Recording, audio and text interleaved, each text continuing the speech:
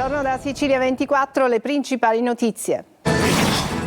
Palermo, sparatoria di via Montalbo con 2 feriti, fermati per tentato omicidio 3 giovani. Per gli inquirenti l'agguato è da ricollegare a una faida legata al mondo del traffico di droga. Rissa e scontro tra bande nel cuore di Siracusa, 3 feriti, 1 accoltellato al torace in gravi condizioni.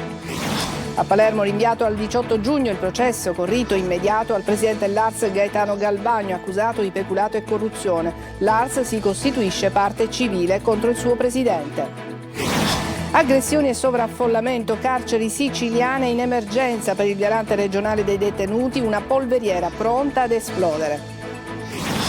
A Catania la SAC avvia la procedura per la cessione del 51% della società che gestisce gli aeroporti di Catania e Comiso, manifestazioni di interesse entro il 3 giugno. Dopo la laurea ed una parentesi al nord Italia, una ragazza di Palazzolo a Creide ha deciso di tornare nella sua terra per aprire un bar con il supporto di tanti che credono in lei. Calcio, da oggi il Catania in ritiro a Veronello, Toscano, play-off per noi iniziati.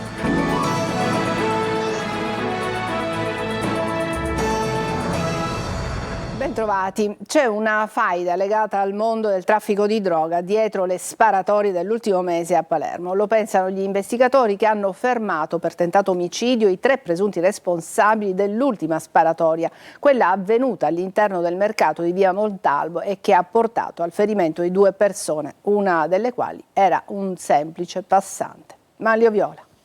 Contrasti nati nell'ambito del traffico di droga e forse anche debiti maturati fra diversi gruppi criminali. Ci sarebbe questo alla base della sparatoria di via Montalbo a Palermo che il pomeriggio del 30 aprile scorso ha portato al ferimento ad una coscia di Danilo Dignoti, bersaglio degli aggressori, e al ferimento anche di una donna di 67 anni, una passante che si stava recando alla vicina macelleria.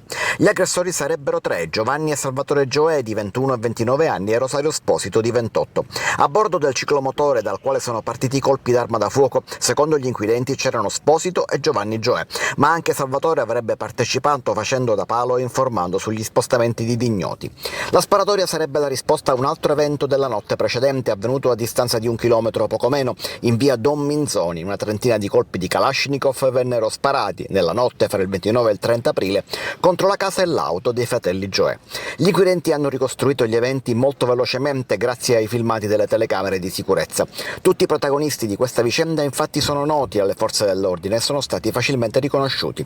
I 3 sono stati fermati fra il 1 maggio e ieri mattina, ma le indagini continuano. Gli episodi potrebbero ricollegarsi anche ad altre sparatorie avvenute ad aprile. A farlo ipotizzare è l'arma usata in via Don Minzoni, un Kalashnikov, probabilmente la stessa usata in 4 raid fra i quartieri San Lorenzo, Tommaso Natale e l'area della Fiera.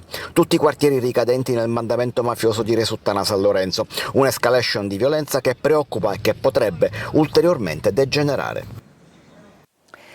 Si aggrava il bilancio della Maxi Rissa che sabato sera ha trasformato piazza Santa Lucia a Siracusa in un campo di battaglia. 3 i feriti finiti in ospedale, di cui uno gravissimo, arrivato al pronto soccorso dell'Umberto I con una profonda ferita da taglio al torace. Dopo un intervento chirurgico si trova adesso ricoverato in rianimazione. A fronteggiarsi sono state 2 bande rivali di giovani di origine tunisina. I residenti lanciano l'allarme sicurezza nella borgata. A Catania, in piazza Currò, è stato accoltellato in maniera lieve un marocchino. Anche in questo caso potrebbero essere decisive le telecamere di sorveglianza. Tonino De Mana. Dopo le prime cure per ferite all'addome e in testa ha messo firma, lasciando quindi l'ospedale, il San Marco di Catania, dove era stato accompagnato da un'ambulanza del 118 in seguito ad un'aggressione avvenuta in piazza Currò, in pieno centro storico. Resta il giallo sull'accoltellamento di un uomo di 27 anni di nazionalità marocchina, colpito con diversi fendenti all'addome e alle braccia, forse nel tentativo di difendersi. Pare che al momento dei fatti l'uomo fosse in stato di ebbrezza. In ogni caso chi ha inflitto le coltellate, forse durante una breve colluttazione, potrebbe essere stato inquadrato dalla telecamera che vedete, visto che i filmati sono già stati acquisiti dalla polizia. A richiedere l'intervento delle forze dell'ordine è stato un passante che ha notato l'uomo riverso sul marciapiede, tra l'altro pieno di bicchieri e bottiglie di vetro. Pare che la vittima frequentasse la zona da tempo. Secondo gli agenti sembra che si tratti di una persona molesta che potrebbe aver infastidito qualcuno, anche se non è certo che sia stato colpito sullo stesso luogo del ritrovamento. Sulla vicenda indaga la squadra mobile. A Randazzo i carabinieri hanno scoperto una blisca clandestina con 8 persone sedute su un tavolo verde in un circolo privato gestito da un pregiudicato. Sequestrati 3 terminali connessi a siti di gioco illegali, irregolarità amministrative ed elevate multe per 50.000 euro. Tutti i giocatori sono stati denunciati per gioco d'azzardo. A Palermo è stato rinviato al 18 giugno il processo con rito immediato al presidente dell'ARS Gaetano Galvagno, accusato di peculato e corruzione. L'ARS si costituisce parte civile contro il suo stesso presidente. Manlio Viola.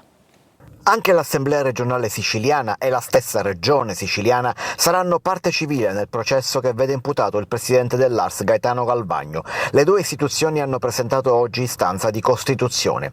È iniziato così ed è stato subito rinviato il processo per corruzione, peculato e truffa a Galvagno, presidente dell'ARS ed esponente di Fratelli d'Italia, e al suo ex autista Roberto Marino. I due hanno chiesto il rito diretto, mentre altri 4 imputati, fra cui l'ex portavoce di Galvagno, Sabrina De Capitani, hanno scelto il rito ordinario e compariranno in settimana davanti al GIP per la richiesta di rinvio a giudizio. Una sola l'ipotesi di corruzione della quale deve rispondere Galvagno. Sono cadute infatti le accuse su altri 2 episodi. Ben 60 invece gli episodi di presunto peculato riguardanti l'uso dell'auto blu. L'autista Roberto Marino deve anche rispondere di truffa per aver incassato 19.000 euro di missioni controfirmate da Galvagno, ma irregolari secondo la procura. Per il peculato la difesa si basa sulla definizione dell'auto blu del presidente. Per la procura si tratta di auto di servizio, mentre per la difesa di auto di rappresentanza, e questo renderebbe legittimo l'uso considerato improprio. Per la corruzione, in altro filone processuale, ci sono l'ex portavoce di Galvagno, come detto Sabrina De Capitani, ma anche il manager Alessandro Alessi e Marianna Amato, oltre all'imprenditrice Marcella Cannariato. Quest'ultima nei giorni scorsi è già stata condannata a 2 anni e mezzo con il rito abbreviato in un processo gemello, quello per i contributi dell'assessorato al turismo. In quell'udienza è scattato anche il rinvio a giudizio dell'ex assessore regionale Elvira Amata, altro esponente di Fratelli d'Italia. Dopo la costituzione delle parti, il giudice ha aggiornato l'udienza al prossimo 18 giugno, data nella quale si pronuncerà sull'ammissione delle parti civili e sulla lista di documenti e testimoni presentate da accusa e difesa.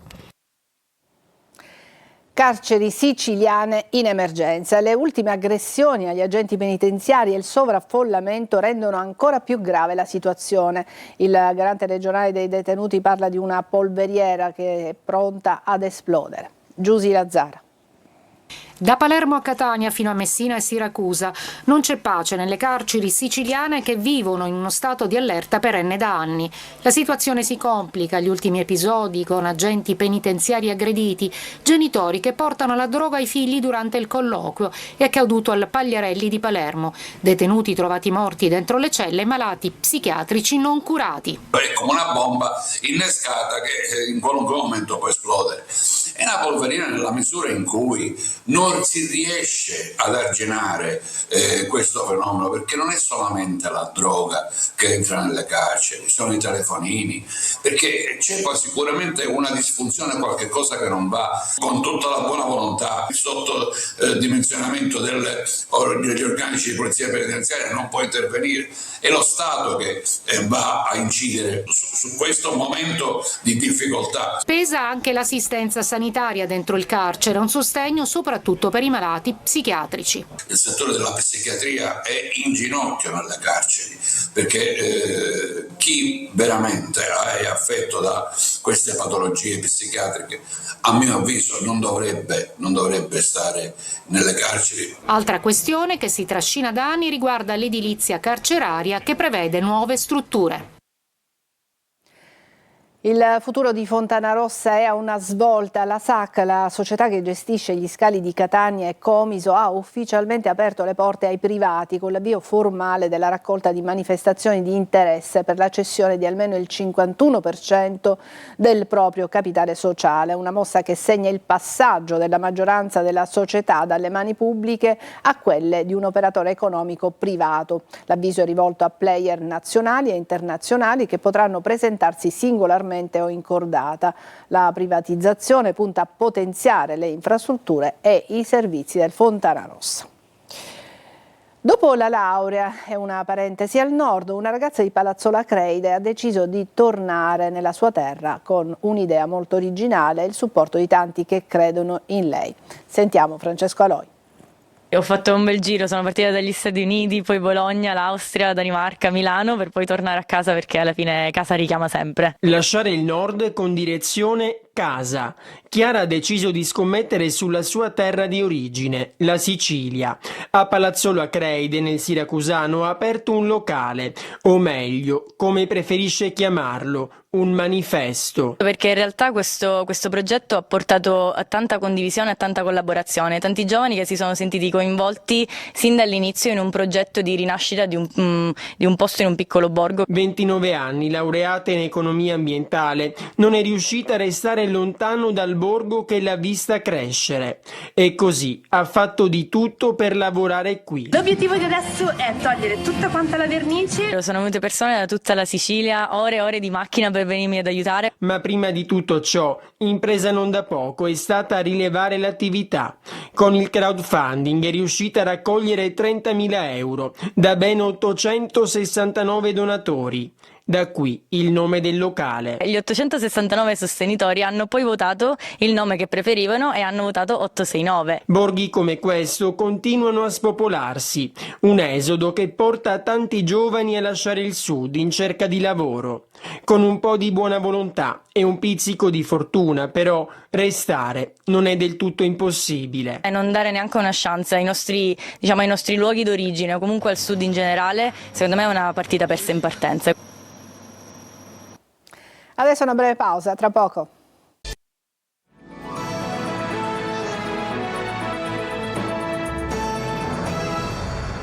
Ad Agrigento e nel Ragusano è difficile l'assistenza ai pazienti diabetici. Le associazioni denunciano una rete frammentaria e carenze organizzative, soprattutto quando si parla di casi più delicati e soprattutto quando ad essere diabetici sono i bambini. Davide Sardo. Sanità sotto pressione in Sicilia, diabete senza una rete assistenziale adeguata. Ad Agrigento l'associazione Giovani Diabetici denuncia percorsi frammentati e carenza di assistenza, soprattutto per chi scopre la malattia. Esistono ambulatori per i casi più complessi e per i bambini, ma per molti adulti all'esordio del diabete l'assistenza è discontinua e poco coordinata. Una volta recatisi in ospedale vengono abbandonati a se stessi perché non c'è un'unità che li possa accogliere e formare da un punto di vista della terapia, dal punto di vista della patologia, della nutrizione e di tutto ciò che riguarda appunto la patologia del diabete. Queste persone si trovano abbandonate a se stesse e sono costrette a cercare aiuto presso i diabetologi del territorio. Nel Ragusano le difficoltà riguardano soprattutto il diabete tipo 1 in età pediatrica. Il centro satellite di diabetologia pediatrica di Vittoria è infatti in sofferenza di organico. Mancano diverse figure specialistiche e l'attività è spesso rallentata dalla dipendenza organizzativa del reparto di pediatria senza piena autonomia gestionale.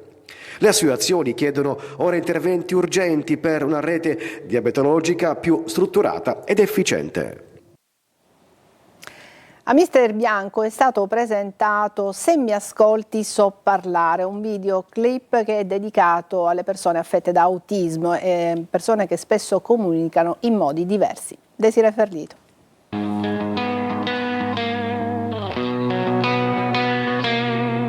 Non solo voti e banchi vuoti, a Mister Bianco la scuola cambia linguaggio e trasforma l'inclusione in arte, con un videoclip capace di parlare a tutti. Succede alla scuola media Leonardo da Vinci, dove un gruppo di docenti e studenti ha deciso di raccontare l'empatia in modo diverso. Non una lezione, ma un vero prodotto cinematografico. Si intitola Se mi ascolti so parlare. Una frase sbagliata che vuoi cancellare, non sono tu no, sei tu che fai rumore, pretendi il mio silenzio, ma non ascolti il cuore. Un progetto nato dalla passione degli insegnanti, tra cui il docente e compositore Fabio Agosta, che ha scritto il brano, e Giovanna Pitrè la sceneggiatura, sostenuti dalla dirigente scolastica Caterina Lofaro. E i suoni sono spari, la tua normalità non mi fa respirare. Abbiamo presentato il brano Se mi ascolti so parlare, realizzato in occasione della giornata mondiale sulla consapevolezza sull'autismo. È stata un'esperienza bellissima sia per i ragazzi che per noi docenti.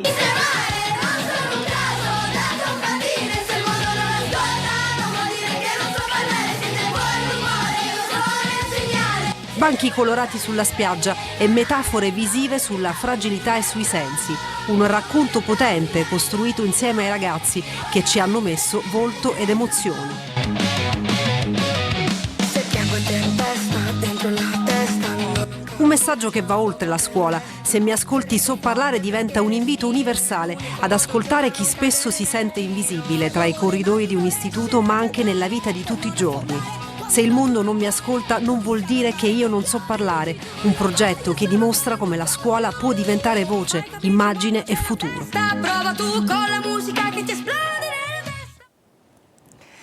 Adesso una breve pausa e poi il calcio, parleremo del Catania, sentiremo il tecnico toscano. A tra poco.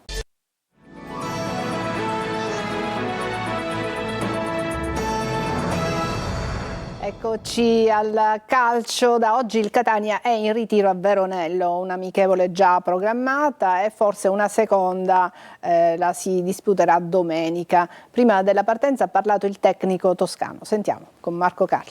Poco prima della partenza per Veronello, che avverrà nella giornata di martedì per il ritiro e a circa 15 giorni dall'inizio dei playoff, parla Toscano e dice: per me i playoff sono già cominciati. Sentiamolo. Già dalla settimana scorsa io ho detto ai ragazzi: i nostri playoff sono già iniziati, perché devi arrivarci nel modo migliore sotto tutti i punti di vista. Devi preparare nei minimi dettagli questo appuntamento. Per questo motivo noi andiamo, da domani partiamo in ritiro, perché quando devi curare tutti i dettagli e tutti i particolari che in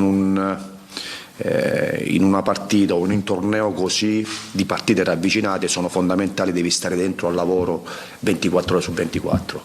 Il recupero degli infortunati sarà fatto in modo che porti anche molta precauzione, così ha detto Toscano, però poi si è sbilanciato. L'unico che potrebbe non riuscire ad esserci per il primo turno di playoff è Corbari, mentre si dovrebbe recuperare anche Rolfini. Dalla situazione anche degli infortunati, dal recupero graduale dei giocatori che ritornano in gruppo, dipenderanno anche le amichevoli. Sentiamo come le hanno programmate a Veronello, sempre dalle parole di Toscano. O mercoledì o giovedì abbiamo in programma un'amichevole. Per domenica, per la seconda amichevole, per questo il rischio non te lo devi prendere. Dobbiamo capire durante la settimana chi sarà disponibile, perché vogliamo fare 2 partite per dare minutaggio a tutti e 22-23. Se non riusciremo a recuperarli ci sarà qualche rischio per la seconda amichevole, la faremo tra di noi. È tutto per questa edizione di Sicilia 24, vi lascio alla rassegna stampa, grazie per averci seguito, buona giornata.